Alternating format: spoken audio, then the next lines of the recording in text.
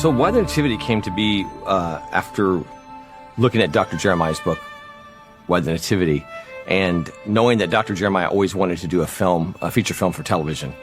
And so we felt that Christmas would be the perfect time to release something like that, something different, something that people would watch, not just one time, but possibly could be a tradition year after year. So we thought Why the Nativity would be that perfect vehicle. So we took the book, and Dr. Jeremiah is the host of this docudrama film, and the words pretty much come out of the book, but we created a larger storyline to encompass more of Christmas than probably what people have seen before. One day I was sitting in my office, and one of our publishers called me. He was a friend of mine. He said, "Hey, we're thinking about doing this book on Christmas, and what we want to do is take the key elements of Christmas and put them into short little chapters. We need 25 chapters, and we need them in 3 weeks." And I thought, you got to be kidding me. But you know, if you really get started and you believe in something, the good news was I'd preached on almost all of those. So it wasn't like going to research new material. It was taking things I'd already studied and finding ways to abridge them and put them in a chapter so that they would fit into this category. So we did 25 Why the Nativity chapters, and we made the deadline. It was amazing. For me as a pastor, I think Christmas is special because the message of the birth of Christ is the seed of the gospel. It's the good news. You know, Easter is fraught with the death of Christ, which is by itself is sad. The resurrection makes it glorious.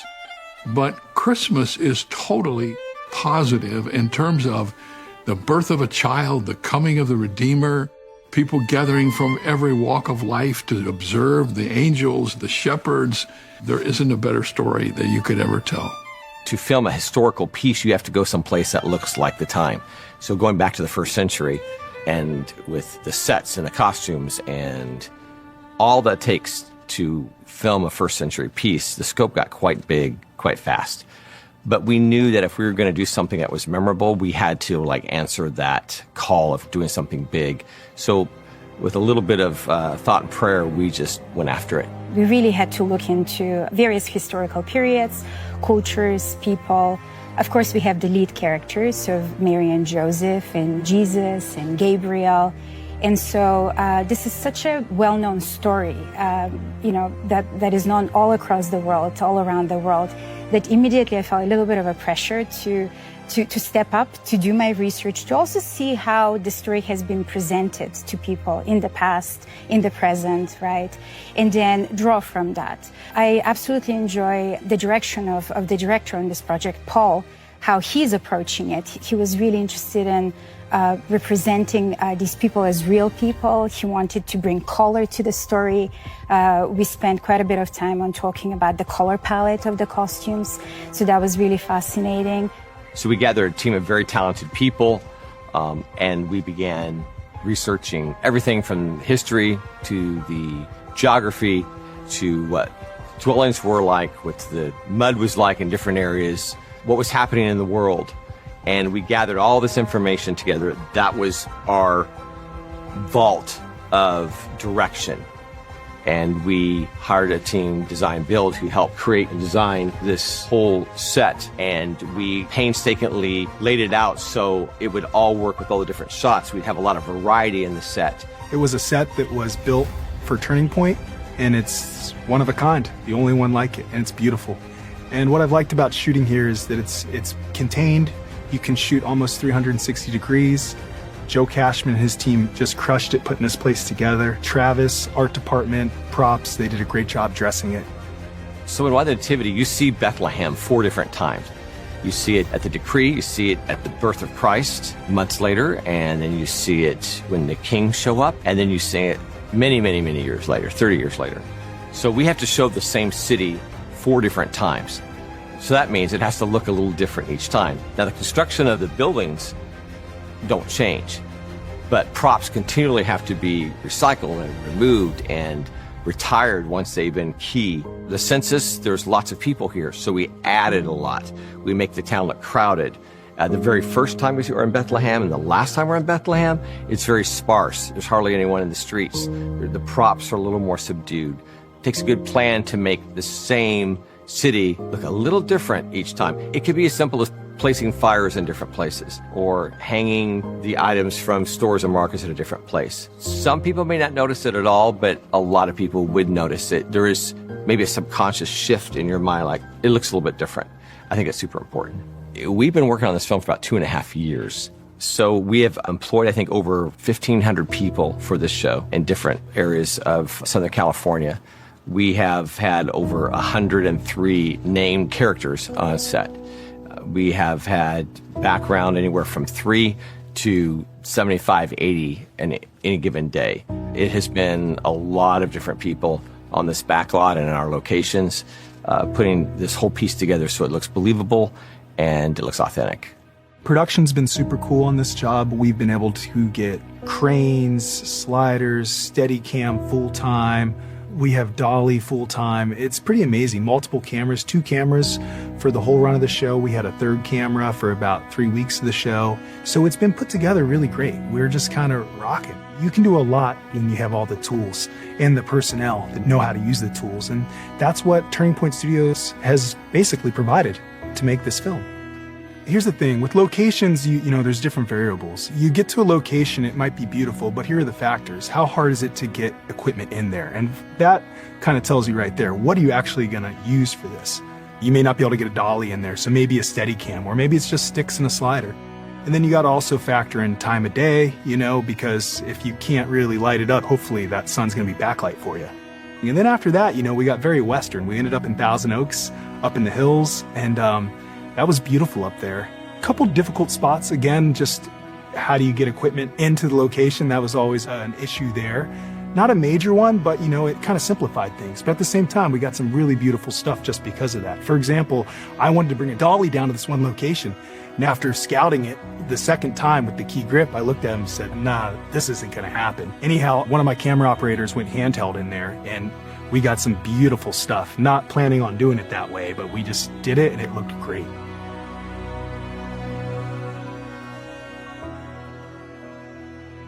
There are many Christmas shows out there. So one of the questions we first had to ask ourselves, if we do a Christmas show, a Christmas film, why do another one? It's a familiar story. Everyone knows the plot line. Everyone knows what's going to happen in the end. So why do one? And that was a huge question we had to answer. We felt that we could put a little more creativity in the story. We could put a little bit more imagination into a story that's pretty down pat.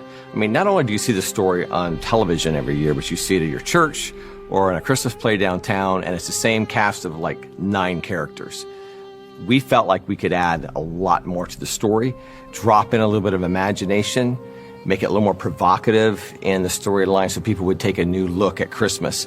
And that was the goal, was to say, let's take a look at Christmas again and not just present the same story, but a story that makes you stop and think a little broader about what it was to have Jesus born in Bethlehem. The very first thing that you see in our show is the Romans, is the decree.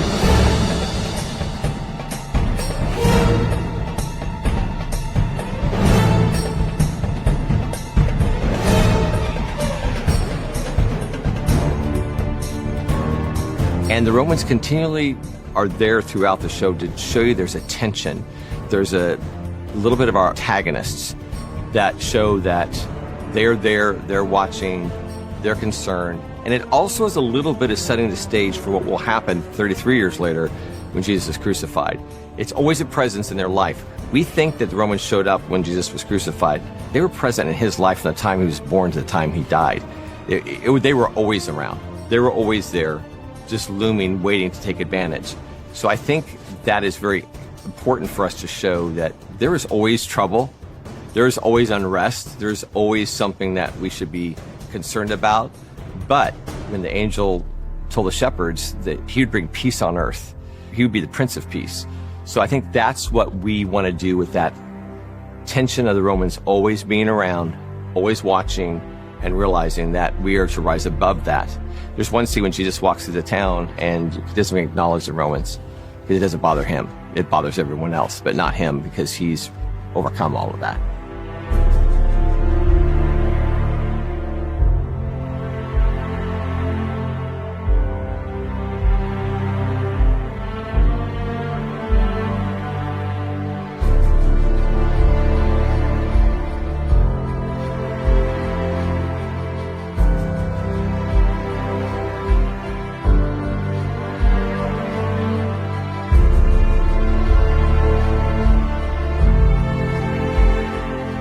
So in creating a creative package to house Mary and Joseph and the shepherds and the kings, we decided to put in characters that, though we don't know them by name, we know that people like these characters would be there. So we have children, we have the kings and families, we have neighbors. We even see characters that we'll actually get to know in Jesus' life as kids early. The idea of nuanced characters came to make people stop and think again that this is not a story that's they already know, but maybe this is a story they should think of, to take a second look at.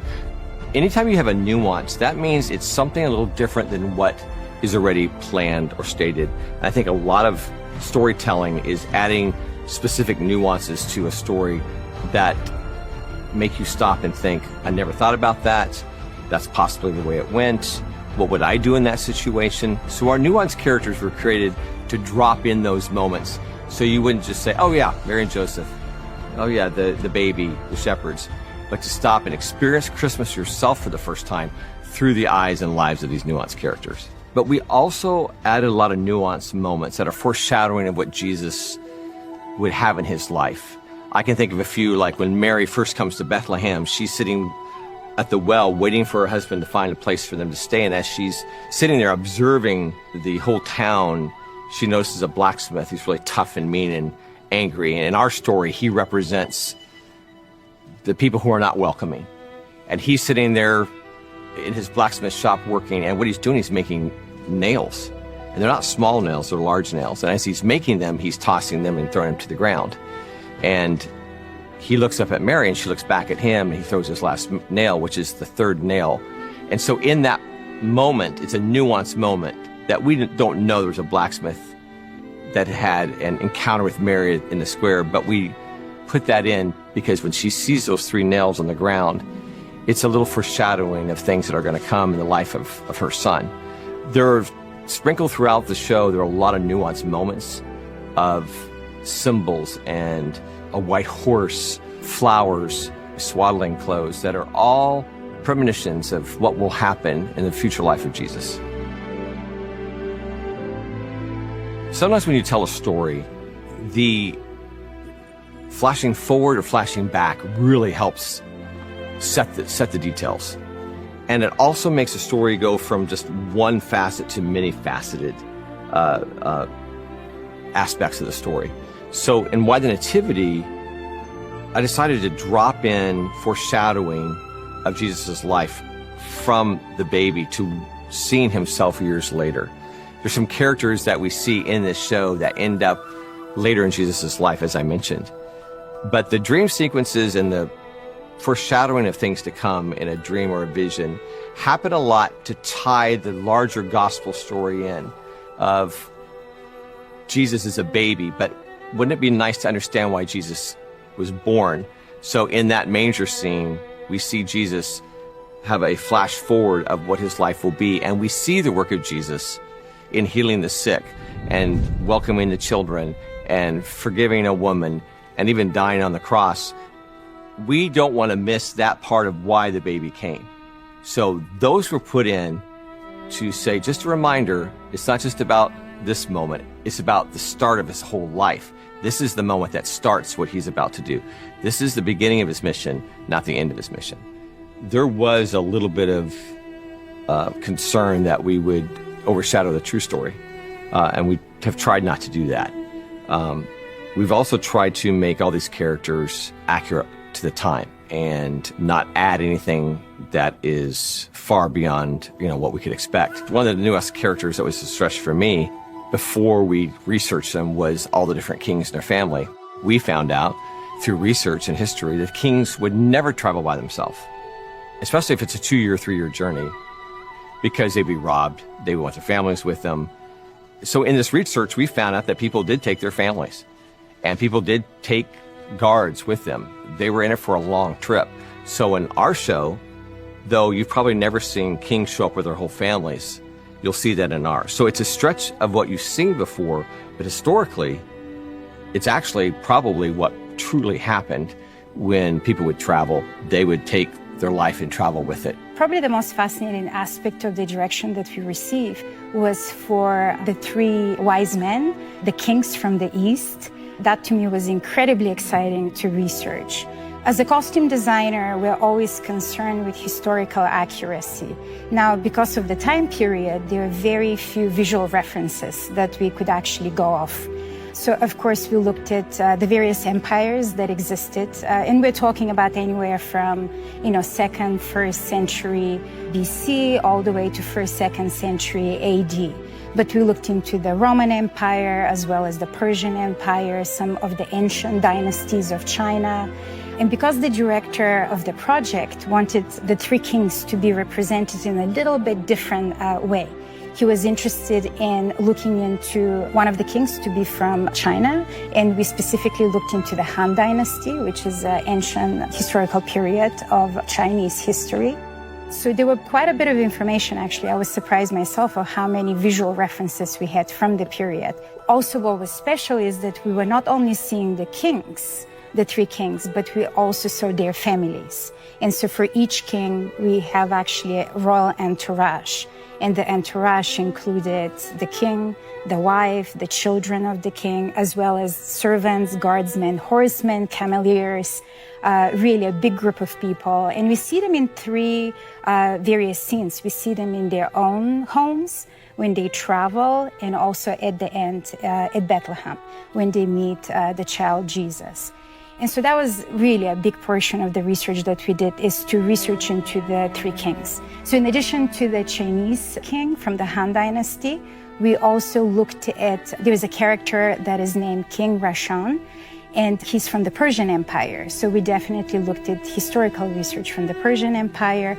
And then the third king is King Kamari, who comes to us from Africa, and actually more specifically from Central Africa, the Serengeti region. It's essentially, it kind of covers present-day Kenya, a little bit of Ethiopia, Congo. So that was really fascinating to look into ancient cultures from that continent as well.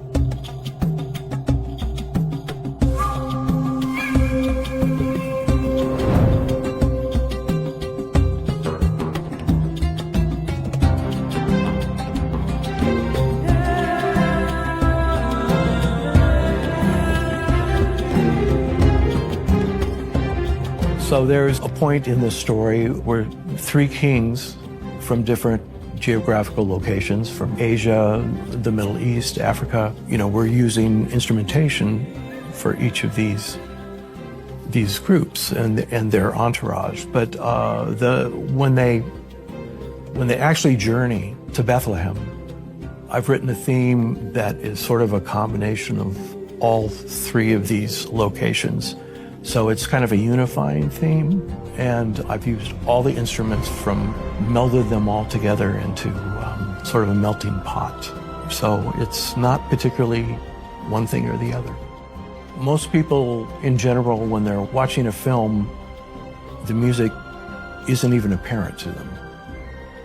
And that's probably a good thing. It's when the music is too apparent, when it's probably not doing its job. It's amazing what music brings to a film when it comes to enhancing emotion. I love writing music to picture. I love the emotion it brings, the subtlety, the interesting way it bends the picture. I was attracted to this project, Why the Nativity, mostly because of the story. It's an epic story. It musically covers every style I can think of, from grandiose to magical to tender. It's a love story between Mary and Joseph, between God and his people. There's so much substance to it, and musically, it's a treat to work on because of that. When it comes to the project, Why the Nativity, I think that music is super important, partly because of the docudrama format that it's in. Part of the reason why this project is so attractive to me and why I took it was I really enjoy being involved on a spiritual level as well as a musical level with the project. So my daily work is a little bit like church. It's a little sort of my way of connecting emotionally with my Creator, and those themes need to be emotional. They need to have impact. They need to be strong enough to be developed throughout the show, to give the characters a sense of who they are, to give a sense of place to where we are, to give importance that it deserves, because the story deserves importance.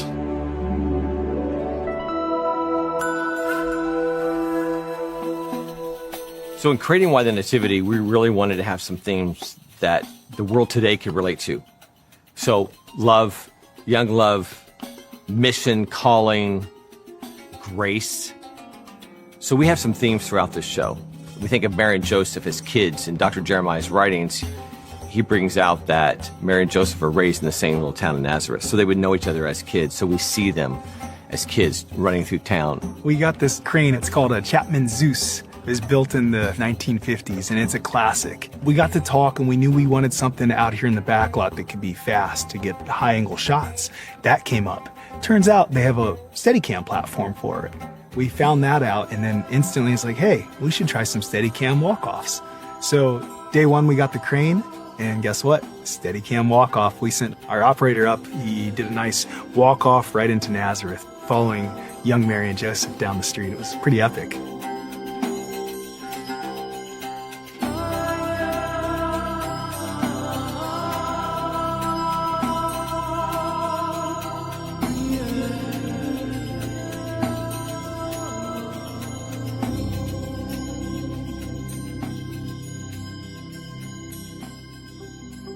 To be able to be here and portraying somebody who's not really talked about a lot, and so like even in the Bible, like he's in a couple of verses, right? But you know he's a huge influence on just the upbringing of Jesus, you know, and the impact he must have had just like being a carpenter and having like I don't know, just like being a father figure up close and personal in the physical world while his father in heaven was looking down. It just feels like an honor because I know that Mary and just I don't know, their journey and their story is pretty special. So to be able to play that and bring their stories to life and like show who they were as humans, as like Paul talks about their relationship and their love as they grew, and then having all this happen and seeing something that the Bible doesn't really touch on. It's our creative freedom to kind of explore culturally and historically true, but something that is really fun for the audience to dive into and be like, wow, this is what that could have looked like, and this is what that could have felt like. But also, coming from Joseph's perspective, I don't know, initially when I read the Bible, I saw him as just like, okay, yeah, I get to be a part of God's plan, you know, and I just get to dive on in and be like, wow, I got chosen for this. But like, this is his girlfriend, this is his soon-to-be wife, and then hearing that your wife is pregnant, and it's like somebody that you've been planning for and then like going after, and you get to see now more of like his journey through that and maturing through that and seeing how he dealt with it. And I don't know, like I've really fallen in love with his character more through that, seeing how patient he is and how kind, and also just that level of surrender of your plans to God and what he has in store. We want them to be kids who are excited about what their life is together. So we have that love. We want the youth to understand that that could have been them. We want teenagers today and young people today to say, that could be me. You know, that's how I feel about the person I love, the person I'm going to marry.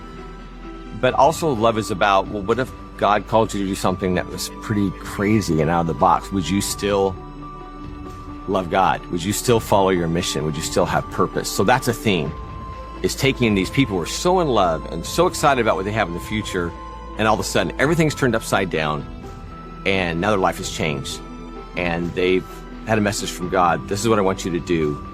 Will they do it? The bigger question is, would we do it? You know, would you or I do that if God said, hey, I'm going to ask you to do something that's totally crazy, but this is what I want you to do. Will we do that? So that's the theme.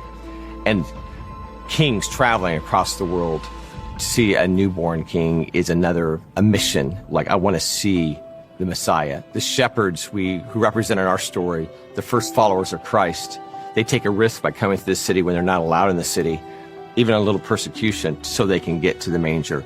So these themes are throughout, which is love and mission and purpose, those come through in a lot of different characters and a lot of different storylines, but mainly through Mary and Joseph. There's a scene we have, actually, it's right out here behind us, and it's when all the kings have come in and they've already seen the young Jesus and they've presented their gifts. And then we pick them up later at night, and they're all in the square. There's tables all around, they're sharing food, they're getting to know each other, and all these different nations, Africa and China and Persia and the Jewish people, they're all intermixed, and they're all enjoying each other's company and trying to explain their journey to each other in the languages they really don't understand. And young Jesus is playing with a young African prince and a young Chinese princess, and they're running through the streets. And to me, that is one of my favorite moments in the show, because the Bible says, for God so loved the world. And I think sometimes we forget about that. We think Christmas and God is all about me, and it's not. It's really about the world. And I think in that scene, it pictures the true reason why Jesus came. It was for everybody, no matter who you are, no matter where in this world you originate from. God, Jesus came for you, and it is something that's a gift for you. And I love that moment in the show. I've never seen that in any Christmas show before, where we actually pull in the international world in one big picture and really set that stage for John 3:16.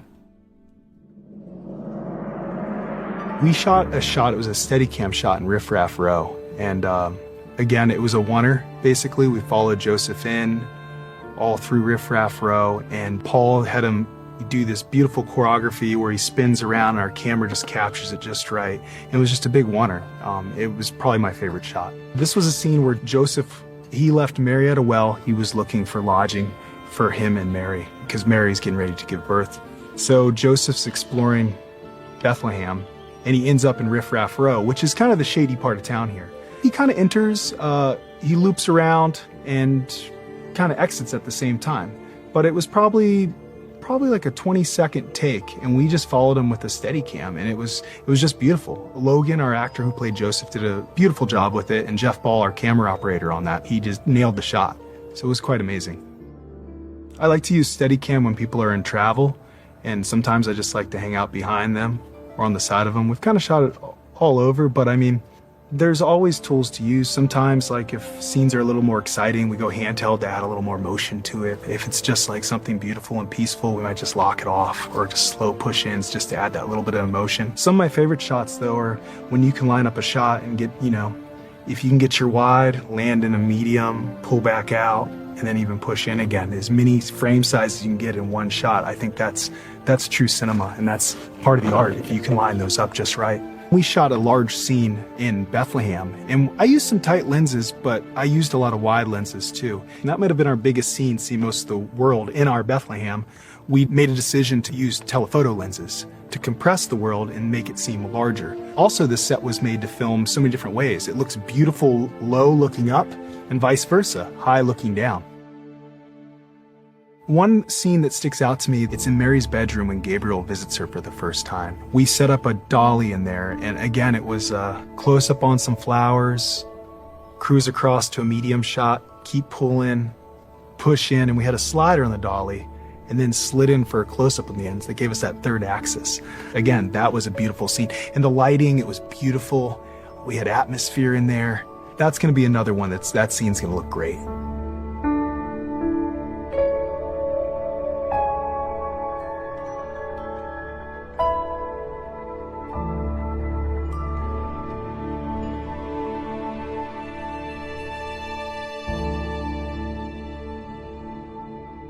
Working with Dwight Campbell's been a real pleasure. He comes from the old school. He's been around a long time, has a great career. It's been an honor to work with him. He's made my life very simple. I was talking the other day and I was complimenting how he's, instead of, sometimes we point the camera and that's what's being lit. Dwight understands that we're probably gonna look a lot more when we go in for coverage, look all over the place, and he knows that, so he pre-lights basically almost everything. So you can turn around and you're gonna be lit at least 180 degrees, if not 270 degrees. And I think that's pretty impressive, I mean, I remember right in the beginning of the shoot, I was like, hey, Dwight, you think we could do this? And he looked at me, he's like, just frame up. And I appreciate that. And that's where I was like, all right, I know how we're going to roll here. Cool. But that gives me the ability to just work with Paul one-on-one, get the coverage for Paul that we need to get, and trusting Dwight to, set the lamps and light it and get us to the exposures we need to be. But he's been super cool. He's been a pleasure. I've learned a lot from him. When I can shoot stuff and he looks at me and says, hey man, that looked pretty good, that makes me feel good. Again, the guy, he lit the abyss. He's done a lot more than that, So I respect that. I came from an age where you respect your elders. You respect, I worked for a lot of older gaffers that I respect. Those guys are knowledgeable. I'm kind of come from a new age too. We're all LED dim and stuff. Dwight's, I like his style. He keeps it real with his Fresnels. He's old school. He likes stuff that can send it. He lights just right. He doesn't overlight it. He keeps it a little dim, keeps it right where we need to be. I think that's a lot of our look is due to Dwight. And then also Kevin Guild, on the grip side, bringing his team in to, camera support as far as just, backing Dwight with, cutting lights and shaping it. Paul's been amazing. Back in our pre-pro, we would sit there. I'd sit in his office for hours, 3 hours at a time, once to twice a week, just talking about script, talking about just whatever, primarily the film, but we go on tangents about different things. And he is so creative and such a kind person. And what I really noticed about him, is the micro scale of creativity. He knows how to work with actors. I like photography, but he sees small things and little details, little movements of the hands, the head twist here, little pieces like that. So Paul can really focus on his actors and get the performance he needs out of them, where he trusts me to just frame up the shot and get that for him. If someone asks me what I'm most proud of the Nativity, I know this will sound strange, but this is maybe just kind of who I am. I feel like if we did this show and it's about God and it's about bringing love and peace to the world, and we didn't have that as far as our team in the set, I would feel like a hypocrite. So if there's anything I'm proud of that we had a great set with great people. Everyone got along, didn't have any struggles. I just really feel blessed that we just really had a great family dynamic, and I think that's what Christmas is about, is family and loving others and gifts. So I think the gift part for me personally was that everyone was so kind and cool and helpful and creative. I'm proud of that. I don't think anyone can walk away and say that was a bad experience. I hope everyone will say my Nativity was a great experience, and I would do that again. So if there's one thing I would want people to get out of this particular film, is to maybe see the Christmas story with new eyes, maybe see Jesus with new eyes. I think we all have these ideas of who Jesus is, who God is, what the Christmas story is all about, and we either accept it or we reject it or we just don't know. I think every once in a while, I think Christmas is a good time just to stop for a moment and say, maybe I should reflect on this.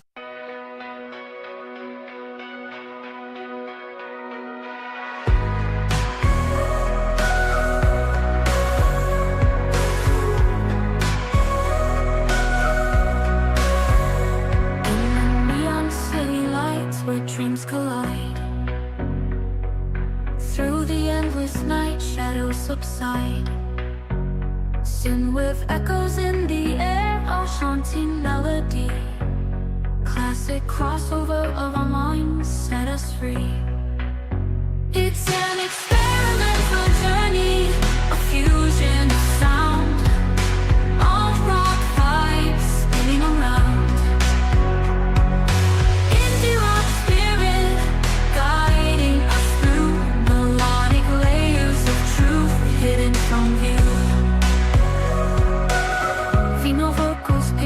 Through the noise, telling stories of love, loss, and rejoice.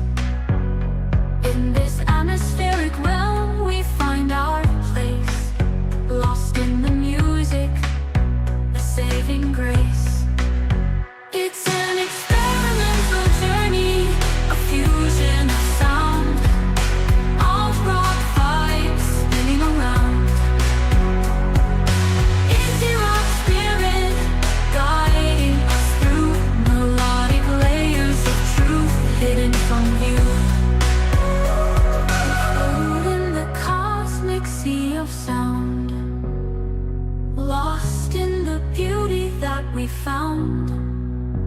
the chill vibes washing over us like a wave. In this moment, we are brave. It's an experimental journey, a fusion of sound, all rock vibes spinning around. It's your own spirit guiding us through melodic layers of truth hidden from view. As the song fades into the night, we hold on to this feeling tight. Synthwave classic, a memory to keep. In the chill, our hearts deeply asleep.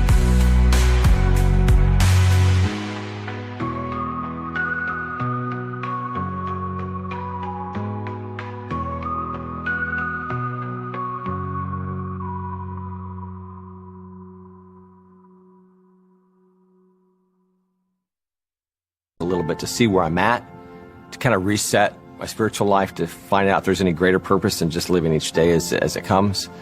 And I pray that when people watch Why the Nativity, it will be a little thought-provoking. And they would give, whether you're a believer or non-believer, you'll give Jesus a second chance, a second thought, and maybe just enjoy the experience as you've never before and say, you know, I will take a moment and see something with fresh eyes. And maybe that will change me. Maybe that will change others. But that's what I would really hope people would get from Why the Nativity.